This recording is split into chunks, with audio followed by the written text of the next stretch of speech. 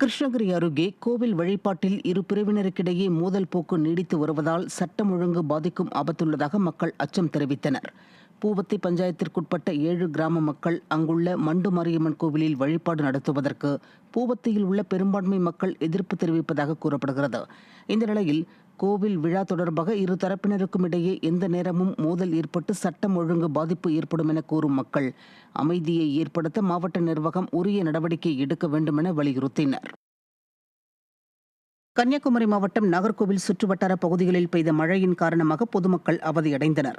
சுசீந்திரம், சாமித்தோப்பு, கொட்டாரம், மயிலாடி போன்ற பகுதிகளில் மழை பெய்தது. இதனால் 4 வீதி சாலையில் மழைநீர் ஆறு போல் ஓடியது. சாலையில் மழைநீர் பெருக்கெடுத்து ஓடியதால் பொதுமக்கள் மற்றும் வாகன ஓட்டிகள் கடும் சிரமத்திற்கு ஆளாகினர். கடலூர் அரசு மருத்துவக் கல்லூரி மருத்துவமனையில் ஒருதலைபட்சமாக பணி வழங்குவதாக கூறி செவிலியர்கள் தர்ணா போராட்டத்தில் ஈடுபட்டனர். சுழற்சி முறையில் வழங்கப்படும் இரவு பகல் பணிகளில் 40 செவிலியர்களுக்கு மட்டும் சிபாரிசின் அடிப்படையில் இரவு பணி வழங்காமல் உள்ளதாக கூறப்படுகிறது. இதனால் தொடர்ந்து இரவு பணி பார்க்கும் செவிலியர்களே பல்வேறு நோய்களால் பாதிக்கும் நிலை ஏற்பட்டுள்ளது. ஸ்டாலின் அரசின் மாரத்தான் அமைச்சர் மாசு இதுகுறித்து நடவடிக்கை எடுக்க கோரி தமிழ்நாடு அரசு ஊழியர் சங்கம் சார்பாக மருத்துவமனையில் தர்ணா போராட்டம் நடைபெற்றதால் நோயாளிகள் கடும் அவதிக்குள்ளாகினர்.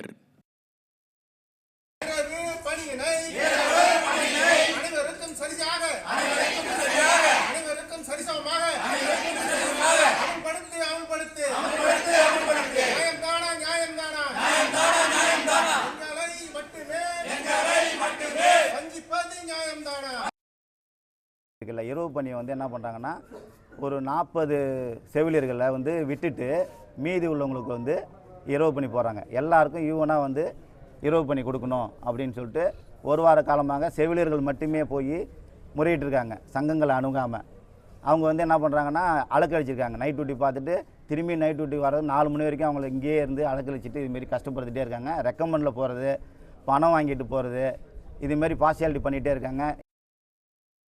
அரியலூர் அரசு கலைக்கல்லூரி கௌரவ விரிவுரையாளர்கள் 10 அம்ச கோரிக்கைகளை வலியுறுத்தி 3வது நாளாக கண்டன ஆர்ப்பாட்டத்தில் ஈடுபட்டனர்.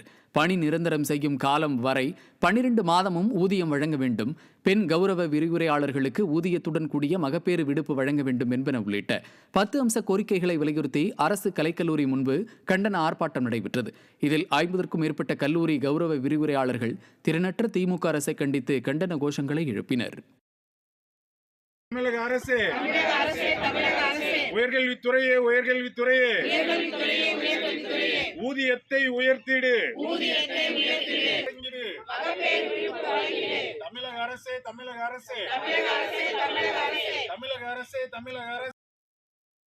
ராணிப்பேட்டை மாவட்டம் சோளிங்கர் அருகே கோணி தைக்கும் குடோனில் பயங்கர தீ விபத்து ஏற்பட்டது. சானூர் மல்லவரம் கிராமத்தைச் சேர்ந்த சுகுமார் என்பவர் அதே பகுதியில் கோணி தைக்கும் தொழில் செய்து வருகிறார்.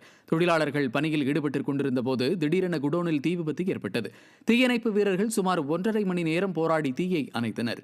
இந்த தீ விபத்தில் குடோனில் இருந்த கோணிகள் அனைத்தும் எரிந்து சாம்பலானது. தீ விபத்து ஏற்பட்டதும் அங்கு பணியாற்றிக் கொண்டிருந்த ஊழியர்கள் வெளியேறியதால் நல்வாய்ப்பாக உயிர் தப்பினர். திருச்சி மாவட்டம் மணப்பாறை அருகே சாலை விபத்தில் அரசு கல்லூரி மாணவர்கள் 2 பேர் உயிரிழந்தனர்.